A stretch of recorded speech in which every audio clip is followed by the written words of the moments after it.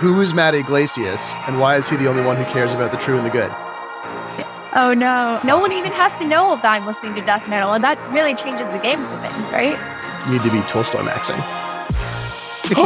Oh my really? God, that's my worst so funny. nightmare. All right, we're here. Welcome to a special bonus episode with surprise guests. This is the first time we've done this with 3 people. We're going to see what that's like. I'm here with Mills Baker and Jasmine Sun. And here's what I think we should do. Mills, I think you should get to introduce Jasmine, and then Jasmine gets to introduce Mills. Wow. Oh my God. All right. Well, okay. Chris, you've heard how highly I think of Jasmine at all those all hands summaries. So I'm going to try to do this in a way that's not hagiographical and awkward for you, Jasmine. Jasmine is an exceptionally smart and capable writer and thinker. She is a wonderful product manager and one of the key personnel, I think, for the company's history. She's done so much at Substack, it's almost hard to even trace the history of it. But she's also, for my purposes, as a person I work with, she's just one of the best conversationalists and one of the best thinkers I've ever interacted with in my whole life. What does she do at Substack? She's a product manager, which maybe undersells it a little bit. I think she's in that zone a little bit. I often think of Hamish as being in this zone where like there's the stuff she does, and then there's also the fact that she's got a little bit of that soul of the company thing going on. You know what I mean? And so she does a lot at Substack. She's a voice for writers. She runs a publication, so she understands writers much better than I do. So yeah, she's a PM on Core Team, I believe is your technical title. The titles all here all change like every 6 months. Like I would say like there are very few people at Substack whose like actual the value that they add is encapsulated by their title, which I think is a really good thing. Like I feel like it's a good sign if your company is full of people who are not able to be captured by whatever the thing is on their resume. Like I think like that's very true of you, Mills. Mills Baker is the head of design. Is that your title? That's right. Yeah. Okay. Mills Baker is the head of design. One time I asked Mills when I used to work on the design team as a researcher to get me a Substack logo that was 4,000 by 4,000 pixels because I was trying to test something. And I think it took 25 minutes. So that, however. Oh my God. Well, so that's what I mean, you know, but like Mills is not only essential to like my development at Substack. He's someone who I think I've had a standing one-on-one with since I joined the company almost. I joined the company in February 2021. I probably had a standing one-on-one with Mills starting maybe April or May 2021. And I still have a standing one-on-one with Mills, even though I've worked for him maybe like 1/4, 1/5 of that like time at the company. And Mills is amazing because I think he is the soul of the company. He's the one who prevents us from all killing each other, from driving each other totally up the wall, from killing ourselves when we're upset at ourselves. It's a remarkable amount of emotional and intellectual labor because Substack is full of such strange and interesting personalities.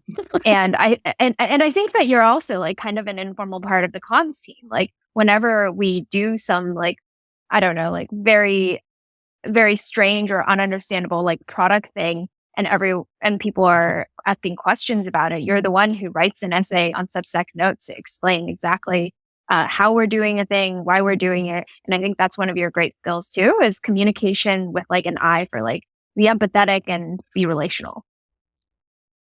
Funny you mentioned that, Jasmine. Chris, your note the other day where you said who's whispering in your ear while you're writing your Substack. The first thought I had was, whenever I write one of those notes, I'm always imagining you, Chris. Like as I'm working over the diction, I'm always going, "Oh man, what's Chris going to think about this? Am I saying the wrong thing? Am I putting the wrong emphasis on stuff?" So it's like when I do those notes in particular, it's you, you know. That's interesting because you always claim to not think before you post, but now we know that's a lie. You do think you about Substack. So I write without thinking. I don't do any prep. I just write it, and then afterwards I think, is this a message that Chris is going to like? Like, does this work? Is this what he's thinking? Is this what he's doing? Or am I going to like go out there and say, "Oh yeah, you know, we don't think writing is that important"? And Chris is going to go, "What the fuck are you posting, man?" And I'm going to go, "Oh shit, I didn't think." So I do run a filter on the Substack related notes. Okay. Wow. Yeah. Right. It's You're a way job. ahead of me. All right. Well, thank you for coming on my Substack, both of you. I'm very excited. And first, I thought we would get to the most important news of the day, the giant banger that dropped. I'm, of course, referring to Astra Codex 10 post Matt Yglesias considered as the Nietzschean Superman. And I wonder if maybe to start, Mills, could you give us kind of like the gloss of this thing? Who is Scott Alexander? Who is Nietzsche? Sure. Okay, so Scott Alexander's it's hard to describe his level of fame. He's an extremely influential and important figure, a writer. He's a psychiatrist who writes a lot about theory of mind. He writes very widely, though. He's often associated with the rationalist community, and he's one of our sort of, I think, one of the most fun publications we have. Scott Alexander is also, I think, one of the most careful thinkers. When I read Scott, what I always think is this is somebody who's actually taking it seriously, truly seriously. He's trying to get everything right. And because I'm not that way, I really admire it. He recently wrote this post recapitulating a kind of a meme that's been going around, which is the use of a Nietzschean concept. Nietzsche was a German philosopher. I'll just go ahead and put in my own editorial. He was a syphilitic German philosopher who suffered from tertiary syphilis and was mentally ill by the end of his career. So his later books, I think, are pretty deranged. That's actually something of a hot take. But anyway, Nietzsche had this idea, one of his many ideas was that you could characterize Abrahamic or Judeo-Christian morality as slave morality. The Jews were slaves in Egypt. And the story that Nietzsche says they told themselves was an inversion of every natural story that had existed on Earth previously. I don't know if that's anthropologically even defensible, but this is Nietzsche's idea. The Jews are the first people to go, actually, you know what's good in the eyes of God is being weak and sick and poor and afflicted and powerless. God likes that shit. Nietzsche's claim is that all natural societies to date had said, you know, what's good is being smart, beautiful, powerful, strong, healthy, domineering, conquest-oriented, all of that. So Nietzsche blames Judaism for the introduction of this slave morality into the popular consciousness. Nietzsche doesn't like slave morality. He thinks it generates or relies upon resentment as its engine, and he thinks it's false. But apart from its falsity, I think, or his criticism of it, he also thinks it's no longer tenable because God is dead. So that's slave morality. Master morality or aristocratic morality is the natural morality. And so Scott kind of runs through this long review of how people are applying this to political and cultural concepts. That's awesome.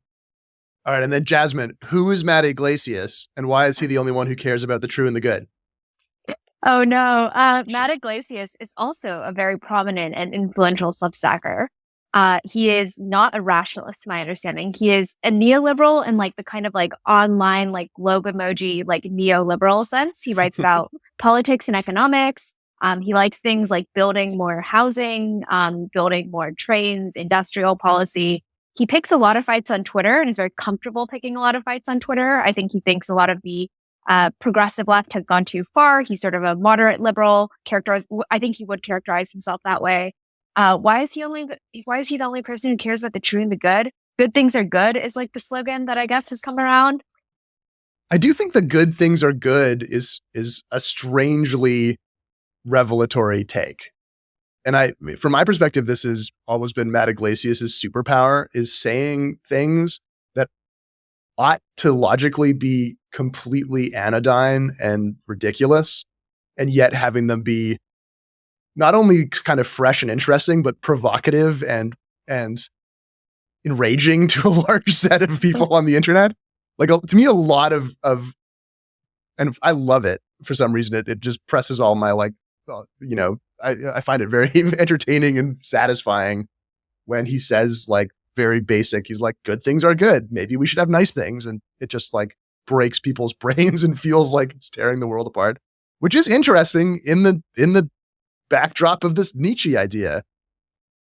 That's exactly what you're describing. Is Nietzsche, if he were here and he were not yet consumed by syphilis, he would say that's the essence of the resentment maneuver. The resentment maneuver is a prideful maneuver. There's an interesting property to it where most of the people who are resentful and deny that good things are good don't think of themselves as being proud. They think of themselves as almost the opposite, being devoid of pride, being humble, being sort of gentle. They're the meek of the earth. And yet there is this unusual pride that accompanies resentment-driven reclamations of context. This world where like you say medicine's good. I have a hot take that medicine's bad because humans are so bad that it's bad to save human lives, let's say. There's a certain kind of like, when you invert a natural and widespread hierarchy, you are privileging your own interpretation over the interpretation of many millions of people. And I do think there's a funny thing where resentment drives you into like particular interpretations that you then protect as a function of your identity. And I think Nietzsche considers all of that so far from the world of truth seeking or good behavior that I think he would call it, if he were contemporary, he might call it toxic. I do think that that's something that Yglesias runs into quite a bit. It is kind of funny how like Matt Yglesias is contrarianism, because I do think he gets like a contrarian branding. It's because he has these, as Chris said, very anodyne takes, because like it is now contrarian to be like, oh, it's good to have medicine. It's good to have houses. It's good to have kids. Like all of these things, like are just assuming that they're good becomes a contrarian position somehow. I mean, I feel like maybe we should go into some examples. Like we're constructing a bit of a boogeyman of like, who are these people who think that good things are bad? And what are some examples of good things that are now bad? Like you gave this medicine example, Mills. Like what are some of the other takes? Like I guess like antinatalism, like, oh, having bad because of the climate. I think of this a lot of the times in the writing community, because I think that there's a lot of, for the elite intellectual class or whatever that means, there's a lot of incentive to say that this thing that you thought was good is secretly bad, because that's a much better and more fun take than it is to be like, the good thing is good, you know? Kundera has a great line about that where he says, nothing takes more intelligence to justify than the rule of non-thought. And so he's talking about the 20th century. He says, so most of the 20th century's intellectuals spent all of their horsepower justifying the rule of non-thought. They were like, no, it's actually good for things to be false. It's better for the stupid to be in charge. It's good to execute intellectuals. When the Khmer Rouge executes all those doctors, that's good. That's all good. And the reason they said that is that if you want to prove that you're a big thinker, there's no steeper Everest than justifying massacres. And so over time, you do see this thing where our smartest intellectuals gravitate towards extremely baroque justifications for mass violence, for why good things are bad and bad things are good, things like that. Yeah, or like poptimism. Poptimism, yeah. Poptimism as it triggers Freddie deBoer. Another example that Scott brings up in the piece is the Mr. Beast like blind surgery thing, where he like paid for a bunch of people to get surgery to restore their sight, I think. And people on the internet just lost their shit about that. Well, they found a way. Strange when you think about it. Well, it's like if the internet's purpose, Jasmine, I think you and I have talked about this. If you're like a clever kid in school, over time, the incentives very clearly become you always need to be the cleverest. That's the only way for you to have any status in rhetorical zones. And the internet's a text and rhetorical zone.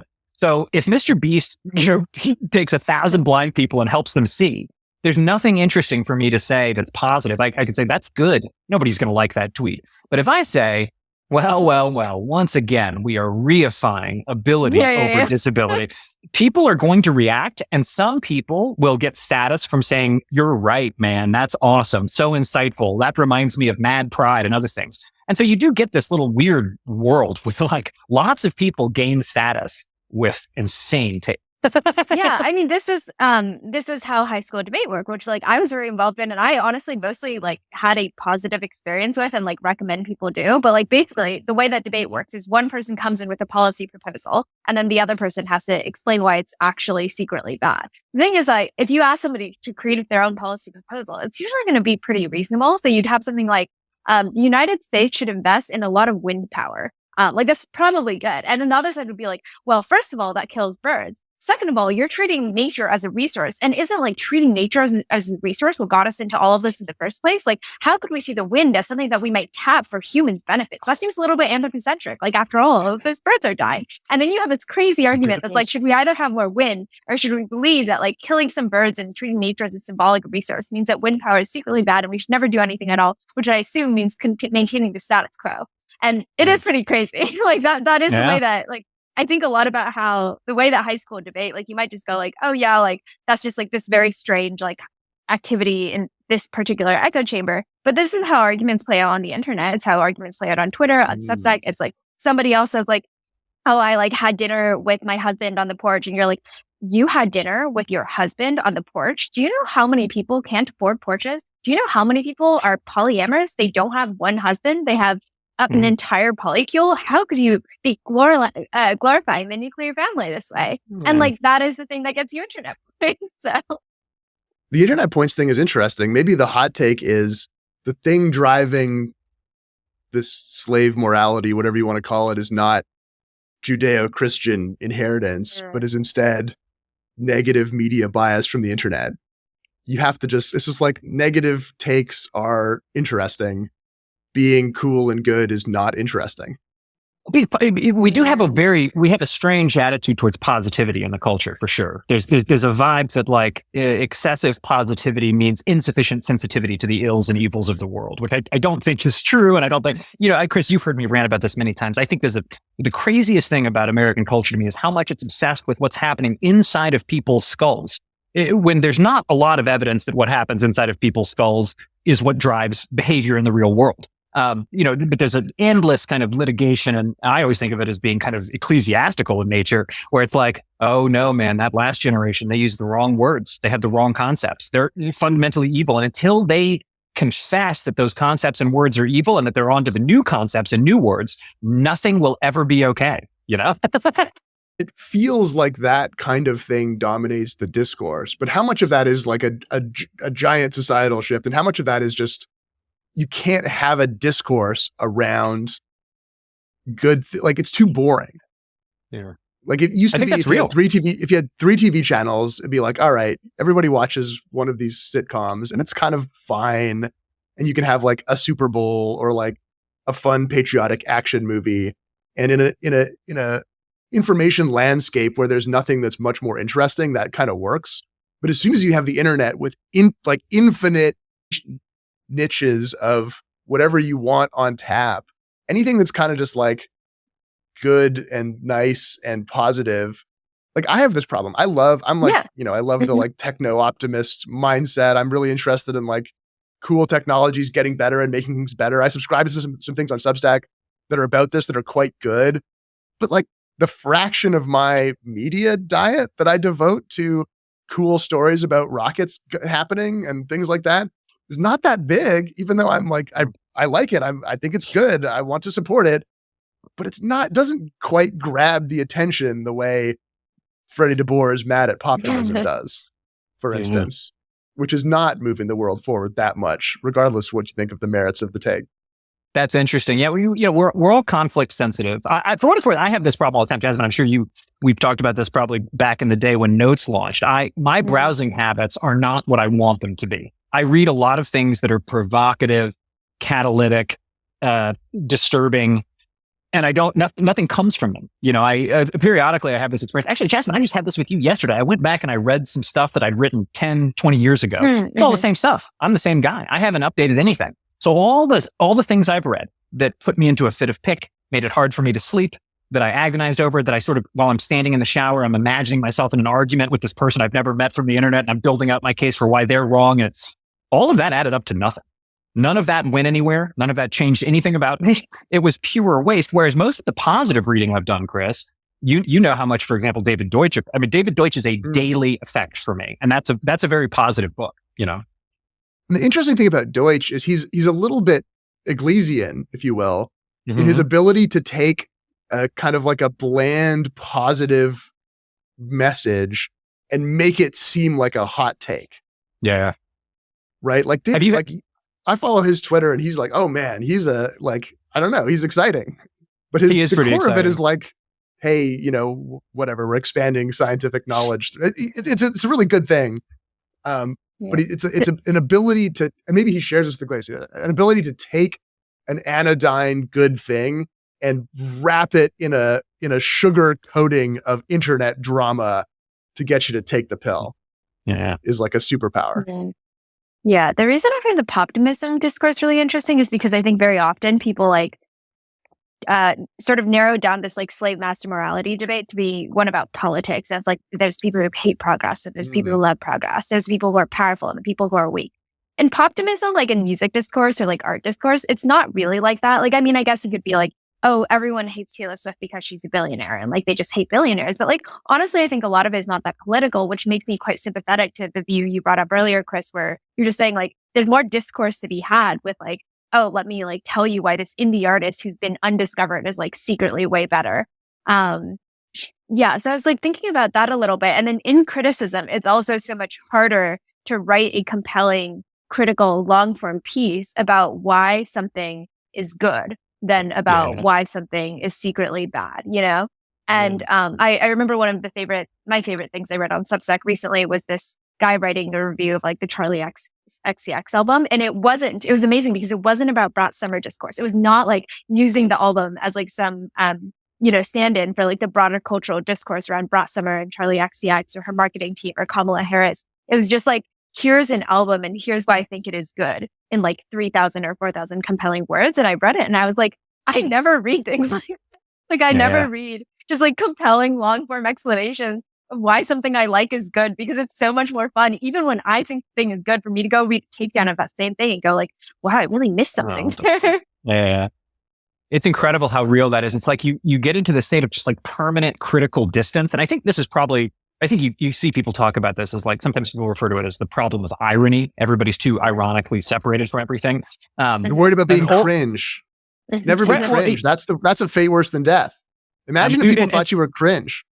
And that's a childhood lesson, right? Like it's so funny. Abby and I were talking about this last night. One of my strongest, most painful memories from childhood is being excited about something and attempting to share that with someone and having it not work in some way. They didn't like it or they weren't into it or whatever. I think you carry that memory with you for your whole life.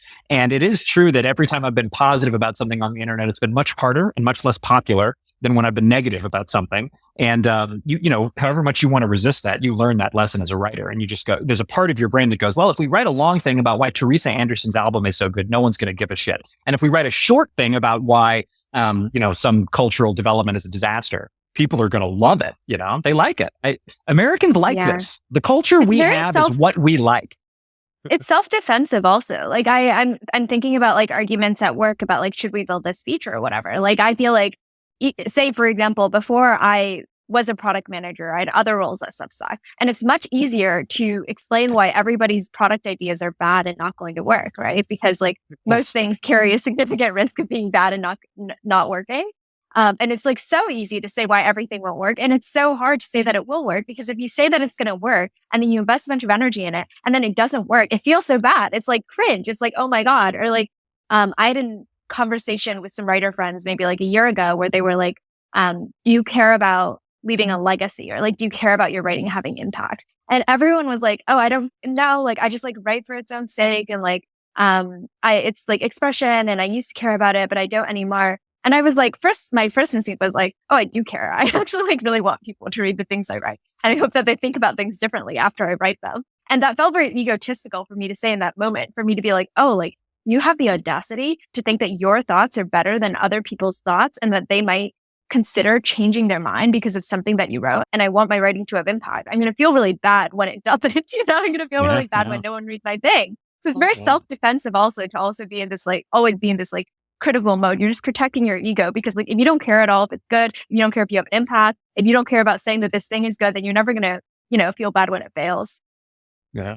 Well, it's so funny you mentioned that, Jasmine, because I think that Scott talks about tall poppy syndrome, Chris, in that piece. And I do think this is where critics of resentment morality, I've written a bunch on, I don't like Nietzsche's characterization of this as slave morality. And I don't think his anthropology is right. It's so funny if you talk to anybody who's not from Europe about whether any of their civilizational traditions involve things like humility, forgiveness, submission.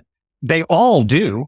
They didn't have the Jews to blame for it. So somehow there's something human that gravitates towards these types of moral views. It's one of the strains of humanity. There's also the other strain. But when I think about you, Jasmine, it's like what a really heated critic of slave morality would say is, it's ridiculous for someone like you to have any prevarication at all over sharing your talents for the greater good.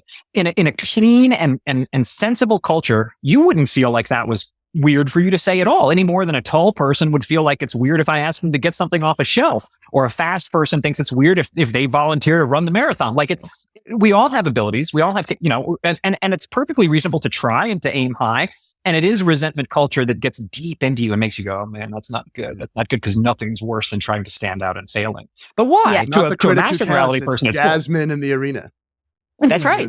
Teddy was a master morality guy for sure. To me, that's where I find it real. And just, I should say something. Actually, let me make one meta point here, because a lot of discussion about slave and master morality gets kind of implicitly coded as slave morality is left wing and master morality is right wing. And I find this deeply fascinating, because another coding that you often hear is that Christianity is right wing and progressives are secular and atheists. And something I've been thinking about a lot since reading one of my favorite Substackers, David Bentley Hart, probably strange to describe as a Substacker. He's a famous professor of writer, but he's also on Substack, and I love his Substack. After I read a few of his books, one of the strong feelings I came away with was American Christians really are not prepared for criticism of their morality or politics from the right. And that criticism is super easy to make. In other words, if you're a serious Christian, tons of Christian culture in America is an obvious progressive abomination.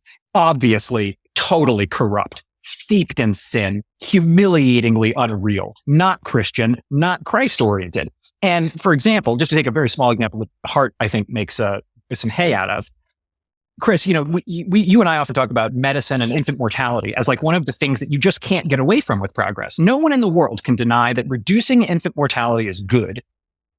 And I don't know if he uses that exact example, but Bentley Hart says, look, if you're a real Christian, actually, capitalism that instrumentalizes some percentage of people and turns them into worker drones that produces reduced infant mortality is not a good deal. That's not a good deal, because instrumentalizing any human being is never worth it, because this world isn't real. The real world is the world of souls, where every soul has infinite value. And if you take some guy and you make him be a janitor for your pharmaceutical factory and he's not having fun, that's not good, but he has to afford a place to live. And you kind of go, well, but it's good. We get those infant mortality reducing medicines out of it. You're already on the path to Moloch from the point of view of a real Christian. And so I just want to flag, in case anybody out there is going, look, these three are all shitting all over the left for slave morality or something. I think you can criticize master morality from the right very easily. It's pagan. Yeah, I mean, for what it's worth, like one of my biggest frustrations, like, because I've always identified myself on the political left, I still would. And one of my biggest beefs is that I wish that there was a little bit less slave morality on the left. Like, we could aspire to get more things done. And it's actually quite heartening, like, not to get too much into the election, but like, it's really nice that like the campaign slogan for the Harris campaign is freedom, because I think for the longest time, like freedom somehow became like right-wing coded. And that's like deeply annoying to me, because I don't know, that I thought the entire legacy of liberalism was like, just let people do whatever they want. Like, people should be free to like be the kind of person they are, so the kind of things that they want. And then all of a sudden it was like, no, we're going to be the Puritans now. And that seemed insane to me. And I think insane to lots of other people. Or when I was in China, actually, I think, which is not a Christian society, not a religious society whatsoever. And I wonder what role that plays in the way that China, which is not mappable to the American right-left spectrum, sort of views like slave and master morality or like progress. Like, I think one of the feelings that I came away from was actually that America is a deeply conservative culture, was like what I felt. Because what I noticed, and this is all vibes, like I only spent time in a couple of cities, like I'll put in all the caveats, but people in China are very comfortable with change. They are comfortable with the trade-offs involved in change. Like, the example that sort of comes to mind for me is we're always angsting here in San Francisco about building housing, because we can never build housing and it always feels bad to displace and to tear down stuff and like neighborhood character, blah, blah, blah. And like my grandparents, who are like pretty old, like they were living in this apartment in the Hong Kong neighborhood, which was like a pretty normal middle-class neighborhood for decades. And that was always where I visited growing up. And then one day the government sort of, which owns all the land, was like, we are going to tear down your apartment building. We want to modernize this neighborhood. We don't like that it's like kind of shitty and like a lot of the buildings are really old and like things are unclean. We're just tearing it down. Get out. And they paid everybody and everyone just got out, and you had no choices about her, which would again like be like totally like unheard of in San Francisco, you know? War. And I feel like my grandparents and other people in this building, they just were like, okay. And then they packed up their things. They moved a few blocks down, same neighborhood, newer building. The old building was torn down, and everyone just like doesn't feel any type of way about it at all. Like, I think the kinds of things I would expect to hear from people about like, oh, but like I have so many memories here and like the neighborhood character of this area, like, nope, just like super tall apartment buildings now. Everything's really clean. It's really nice. And it's like, yeah, it was like kind of annoying to move, but like it's like that is the cost of progress. And it almost would seem very conservative for me to go and ask, like, don't you feel weird about that? Like, don't you feel bad about that? Don't you wish you were still in the shitty apartment? And she's like, what the fuck are you talking about? Like, it's way better now, you know? And I was like, wow, America's so conservative. Jasmine, you and I talked about this a bit, but when I was in China, I had the same experience. I felt like Chinese people were so literate about trade-offs, and they often framed assessments in context. So, for example, when we were talking to students, we'd sometimes say like, hey, I was there for the 20th anniversary of Tiananmen Square. And we would say, hey, how do you feel about political freedom or whatever? And they were all very candid. They would say, yeah, there's not that much, we have some civil liberties that we don't have, but you have to understand the progress this country has made. 2 generations ago, people were starving, and now we get to go to school. And so, we're making our way, and there are things we're unhappy with, but broadly speaking, it's very good. And it's so funny. You talk to any American any day of the week from any part of the spectrum, and they'll be like, things have never been worse. It is an apocalypse. We are facing ultimate evil, and we are very, very close to losing absolutely everything. And I find that very fascinating. Scott takes a heroic stab at this in the piece, but what is the correct morality? And I think if I give my gloss on his stab, is he's like, okay, there's master morality. That's bad because of Andrew Tate and because of Walt Bismarck, who shows up in the comments and sort of just displays himself. But also there's a version of slave morality that's like full slave morality that's really bad, where you get completely implacably turned against everything. But maybe there's like a middle slave morality that's just fine, where you're kind of good things are good, but you feel a little bad about it and you muddle through and play civilization and things are good. I'm probably not doing it totally justice, but what's you guys' version of that?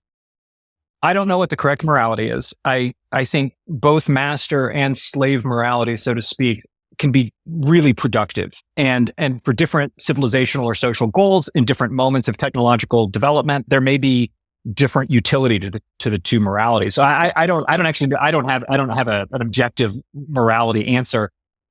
He sort of sums it up toward the end. I think of all of this stuff in individual terms, which is I think the lens that makes me kind of useless for this question. Because the real question here, I think, is a social and civilizational question. How do we interpret what we're doing collectively? And I always think of it I'm such a self-centered person. What I really reacted to in his piece was at the end when he was laying out his meaning of life, his view of the meaning of life. And I think I mentioned this to you, Chris. All of the sentences start with, I want. And in general, Scott seems to want good things, right? Scott, at one point, he says something like, I want to be happy so that I can contribute to the world. I want the world to be good so that I can exalt in civilization, something to that effect. And I thought it was such an interesting thing. Let me say this first. I think it's awesome that he did this. I think it's a really good piece. And I think everyone should try to explain their meaning of life. I do think one of the weirdest things about our culture is how you know all these adults your whole life. And then one day you get older and you go, man, I don't really know what they were living for. I wonder what they were all living for. Like, what were all those adults doing? What was motivating them? They don't talk about it, So I like that he talks about it. On the other hand, the whole problem of the meaning of life is if you don't want the right things. If you want good pro-social things, you're made in the shade. And so I was a little bit disappointed with the end there. But broadly, I think he's right. It's a middle path. I'm a Buddhist guy. It's a middle path thing for me. That's all I can do on morality. You're a Buddhist guy? Oh, yeah. You're full of contradictions, my friend. There's a lot of Buddhist Christians. Nobody knows how to square it. Okay, I'm like interested to hear more about that later, because I feel like with my very, very rudimentary understanding of Buddhism, which is probably wrong, would not assume that Buddhists seem a little bit slave morality-ish to me. Just because you're not supposed to want things or have an ego. And this is actually what always bothered me about Buddhism. Because I was always like, wait, I feel like people should try to want things and have an ego that makes them try to aspire to things in the world. And that was always very hard for me about Buddhism. So I want to hear your clarification about this later. I think, I don't remember if this is exactly what Scott was saying was his morality or if it was his description of somebody else's, but I resonated with what he said about one should aspire towards great things and achievements, but in the context of a greater good. Maybe he was using this to explain effective altruism, and I think he does generally align himself with effective altruists. I personally do not, but I like the idea that people should just try their best to do good things for the world. I actually like think that is my morality. And I know it's naive. And I know that people have conflicting visions of the good, and everyone trying their best doesn't mean that they're all going to do a good job. Some people are going to fuck it up. Sometimes those conceptions of the good will conflict. But like, I think that like the two components being like, try your best. Like, I think people should aspire to achieve things. I think the good should not, in my opinion, should generally not just be for oneself, but like the good in some broader context of like, like your community or the world or like some scale that is not like just literally me, which is like the Andrew Tate thing, right? And I feel like if everybody just tries their best to do good things for a group bigger than literally just themselves, we might get somewhere. Yeah, I mean, I can think of like a million counter arguments, like white supremacists want to do good for themselves and their community of white people, but do they? That's pretty good. I actually, it's interesting. I know it was just an example, but I do think there's one way that I evaluate groups a little bit is, are they trying to do good, or are they solely concerned with stopping someone else from doing something they perceive as bad? And I put white supremacists more in that group. I don't see a lot of constructive proposals from white supremacists. I mostly see them angry at everybody for not for the way the world is. Many people asked in my note thread about fiction on Substack in various ways. I'm curious to get you guys' take on this. Do you think Substack works for fiction? What's your take on fiction on Substack? I just saw on notes this morning, Henry Oliver, who I think is spectacular, posted a little quote from Barack Obama saying that he'd learned more from novels than from any other source of information. And I do think there's this painful reality that for those of us who love literature and fiction, it seems obviously to be the most important kind of, I don't want to use the C word. It seems the most important kind of, culture, the most important kind of culture. And yet it never does, the other C word, it never does that well in the marketplace. There's this utilitarianism to the way a lot of people read, where they kind of decide how much they would pay based on how exclusive the information they get is, like whether they, for example, people will easily pay for a stock trading newsletter because they go, I'm getting inside information and I can use that. It's harder to get them to pay for fiction, even though I think fiction is much more transformative than most nonfiction for people's lives. I'm still optimistic about fiction on Substack long term. As you know, Chris, I tend to think growth is what we need to solve the fiction problem. There's some features we can add, some discoverability stuff, but really we just need enough readers that there's enough volumes for all the different kinds and flavors of fiction. That's my general sense, is that as we get bigger, fiction will be more successful on the platform. But I have no idea. If you really want to be adding alpha to your portfolio, you need to be Tolstoy maxing. I think that's right. I think that's fucking right. I think someone who understands Tolstoy's theory of history from War and Peace will do better in the stock market than someone who doesn't. Dead serious. What do you think, Jasmine? So usually when people pay for Substacks, I put it in like two categories in my head. And I'm talking about like nonfiction Substacks. They pay for it because there's information and they want to pay transactionally for that information. So it's like a stock deep dive, or it's a recipe or something like that. I pay, you give me the information. That I think doesn't tend to work especially well for fiction. I guess if you like wrote a cliffhanger and then you put a free preview paywall under the cliffhanger, maybe that would work. But my sense is most fiction, interact with in this very transactional way. The other reason that people pay for writing on Substack is often because they want to support the ideological movement that the writer represents, or their like broader mission in society, which can be political, cultural, like supporting local journalism in a general sense, supporting like fact-based reporting in a general sense. And that works when you have a very clearly defined niche of like, I want to support news about women's sports team or something like that. Or like, I want to support pro-technology climate news or something. But I think fiction, there are many people who want to support fiction in general, but like given the number of fiction writers, I don't think that quite works with like individual pieces of fiction. Or maybe there are, I don't think that quite works with like I'm not aware of. So I think that the main reason a lot of people read fiction today, so there's like genre fiction, which I think is more like entertainment fiction, and maybe that's more transactional. I actually do think genre fiction could work on Substack, to be clear. I do. I actually think that like fan fiction, genre fiction, like that sort of entertainment stuff could really work on Substack. And there's probably just a few product tweaks we need to make that very possible. But for a lot of like literary fiction and novels, which are like declining as a category generally, in terms of their popularity. And I love novels, but I think people read them to say that they read them, to put them on their bookshelf, and to talk with their friends who also read those same books.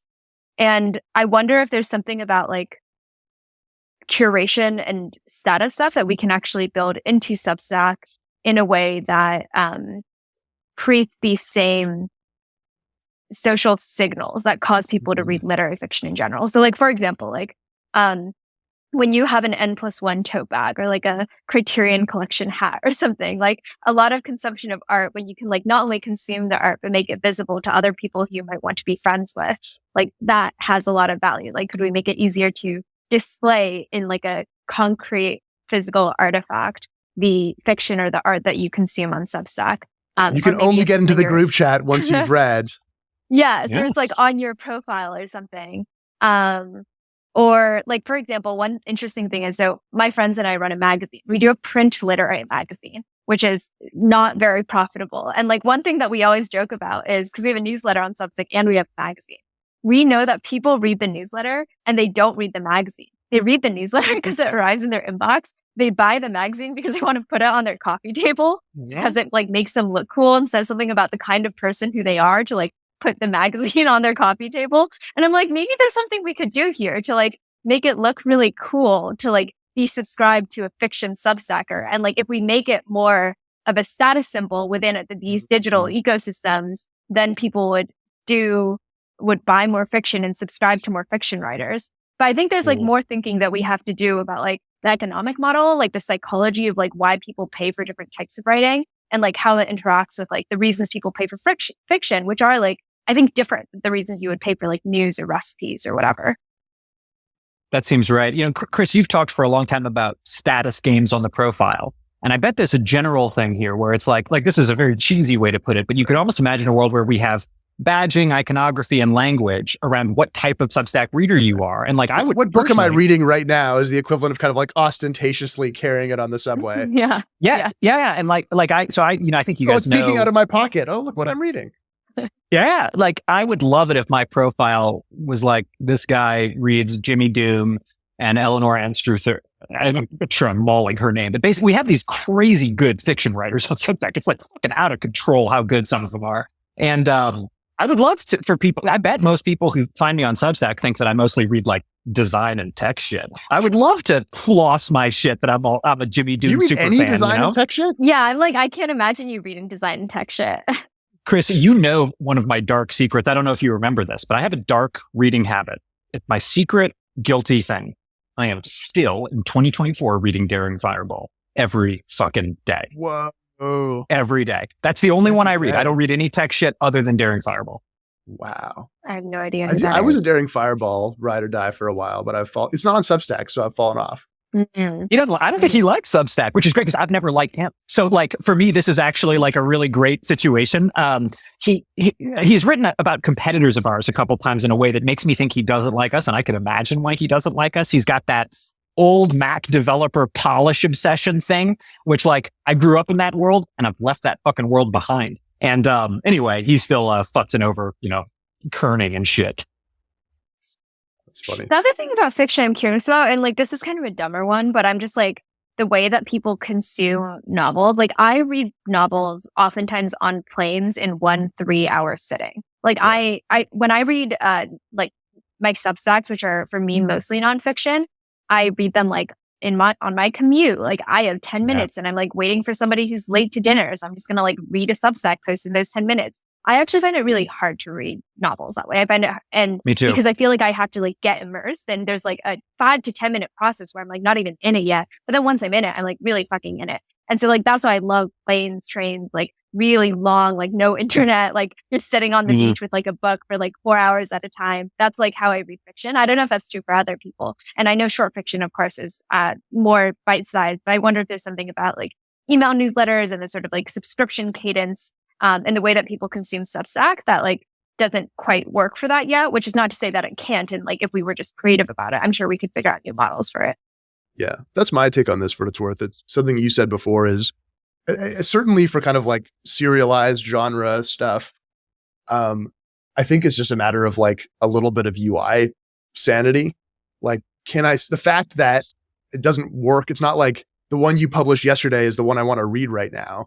I really just need to have like a type of thing that's a serial where when I discover it, I start from the beginning. Whenever I pick it up where I left it off. When there's a new piece to it, it can tell me there's a new piece and that can be exciting, but it's not like I'm going to read it, the chapters as they come. I'm just going to read it in order. And it has to be there on the plane when I'm there. And I have to be able to like open my app and immediately get to the one that I'm reading and go to it. I think there's a bunch of like just mechanical, does it work stuff, which might not be sufficient, but I think it would actually be sufficient for maybe more than we expect. And then if you did that and then you started to layer in the big brain status game stuff, you could get really far. But I think even if you just had like, I can just pick up the thing where I left off and it's like, and start at the beginning, that could be a pretty good thing for fiction.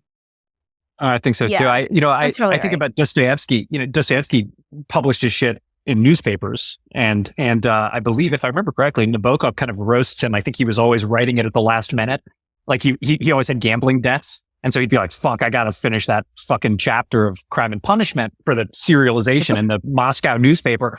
And so if you read Dostoevsky's novels, they're like really badly constructed. There's this funny thing where he has so much talent and the ideas and characters are interesting, and so you love them. But if you ever get a chance, you should check out Nabokov's lectures on Dostoevsky, because he points out that it's like nothing adds up. The plot pacing is wrong. Everything's stitched together badly because he was always writing it in this way. The only reason I mention that is there is a world where like we evolved the product and fiction writers are writing in a way, like you said, that like takes advantage of that cadence, takes advantage of this new format. There's something I think about a lot is like, if I wanted to tell a work of fiction right now, I'm not sure I would write it. I think I might fake it. Meaning, so for example, if I wanted to develop an interesting character, I think I might create a fake account and then have that character behave on the internet the way that I want him to. And then that's the creative work. And I feel like there's a thing here where like, I'm not trying to tell fiction authors how to do their business, but there's some kind of format play here. Maybe another way I can put this is, all of us read fiction every day. One example of the kind of fiction we read is we all pay attention to, say, political news. None of us know any of the people involved. None of us know if any of the information we're being given is true. And none of us really care about that either. You're excited because you get a notification and it sets off an adrenaline feeling inside of your chest because you know that your friends are going to be excited about this too. Jesus Christ, someone shot at him? Holy fuck. That feeling of being alive because news is coming. John Adams has a great line in one of his operas, news has a kind of mystery.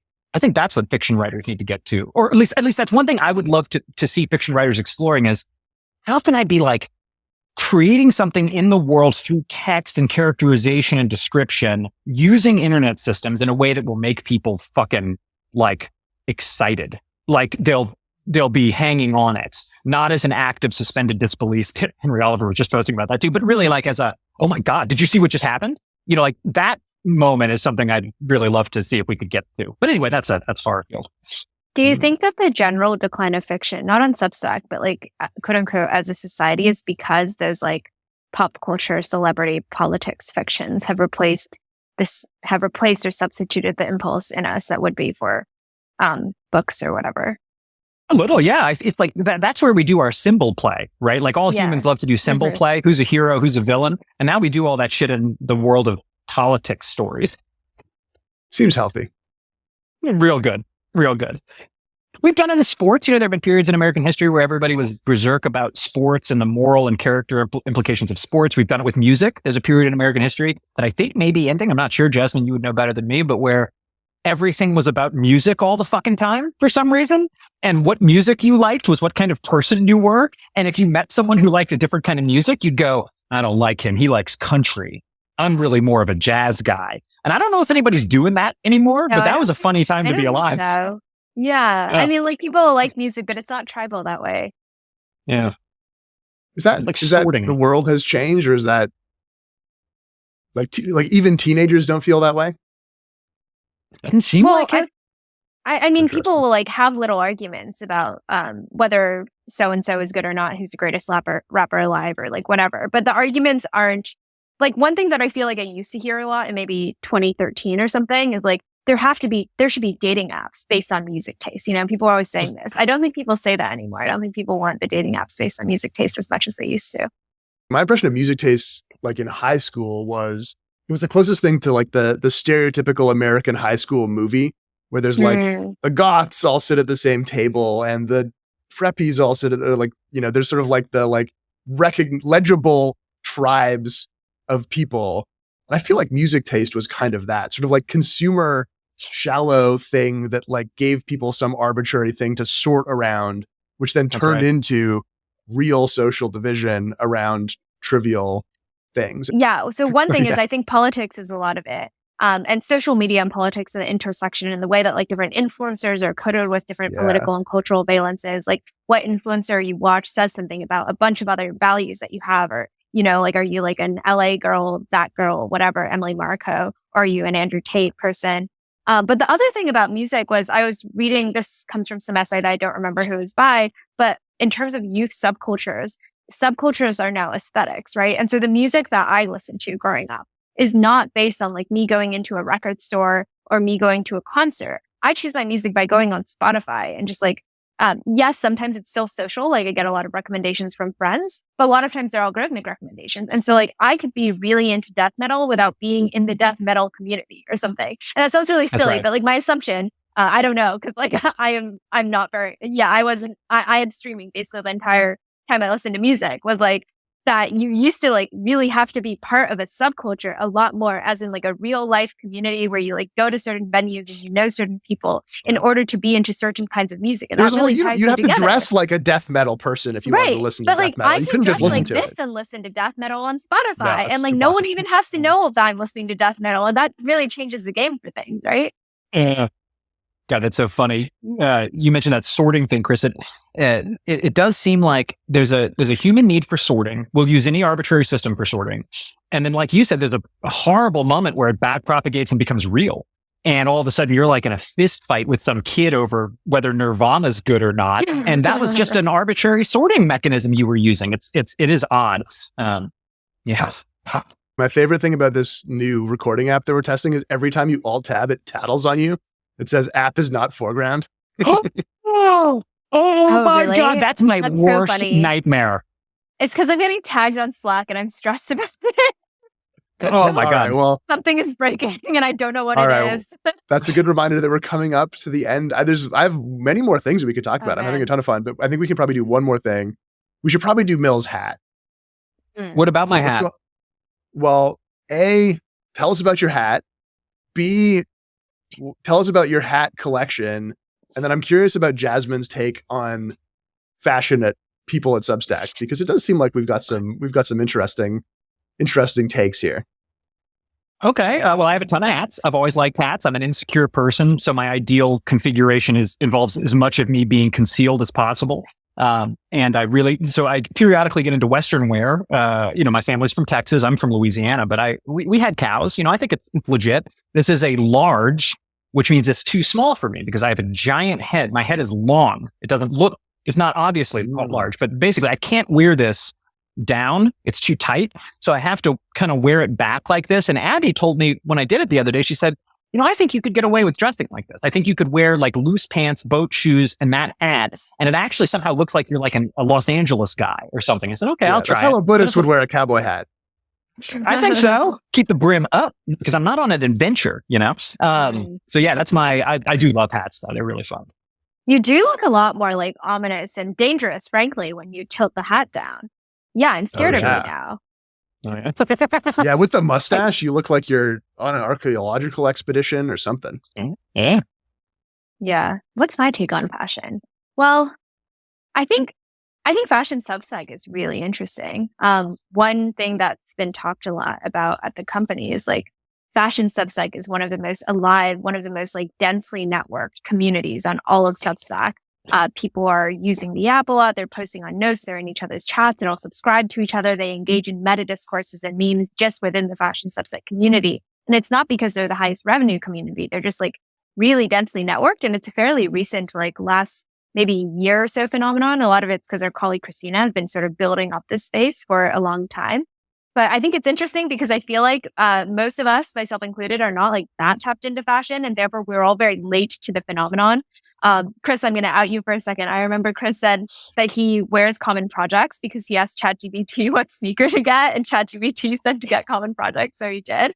And so I didn't even know the name of the thing. I was just like, I just bought whatever one the AI told me. That oh my God. That's amazing. No, I think that says a lot about why we were all like, at first, a little late to realize there was something happening on Fashion Substack. But then once we did, it was amazing. And I feel like the way that like e-commerce, like there's some really interesting like e-commerce Substacks, the way that they're using chat to sort of exchange advice and tips and community. I feel like I'm learning a lot by just like lurking in Fashion Substack. And so I'm thinking about that and thinking about how many blind spots that some of the team has, because like, what if there's like some amazing ways that people are using Substack and scenes I'm just like not a part of yet? So I like to lurk in a lot of Substack communities. Chris, I think you know this. Kel, one of the designers, Kellen, runs a fashion Substack. It's called Best Friends. And like you, I kind of hadn't realized how good Substack was for that shit until I read her pub. And I was like, oh, this rules. Like, there's an interesting, I just don't know anything about the ecosystem. So like, she goes out, she finds interesting things on websites. Then she writes a post about them and groups them in this kind of thematic way. She does cool graphics. They're fun to look at. I'm not even a clothes person, but I like looking at all these fun old t-shirts she finds and stuff. And I was very late to understanding how good the product is for that. Yeah, I went to a Substack SF meetup yesterday, and it was hosted by a few people who are deep in the fashion community on Substack, and it was really cool. That's dope. Well, we'll link to some good fashion Substacks in the episode. Jasmine, where can people find your Substack? People can find my Substack at jasmine.substack.com. I'm at suckstosuck.substack.com. Very good. And if you're somehow watching this not on my Substack, I'm at cb.substack.com. Like and subscribe. I've got no other things to say. Thank you very much, guys. This was really fun. We had like 10 other questions I could have got to, but I should let Jasmine get back to doing real work. Thank you very much. Thank you. Bye, Thanks for inviting me.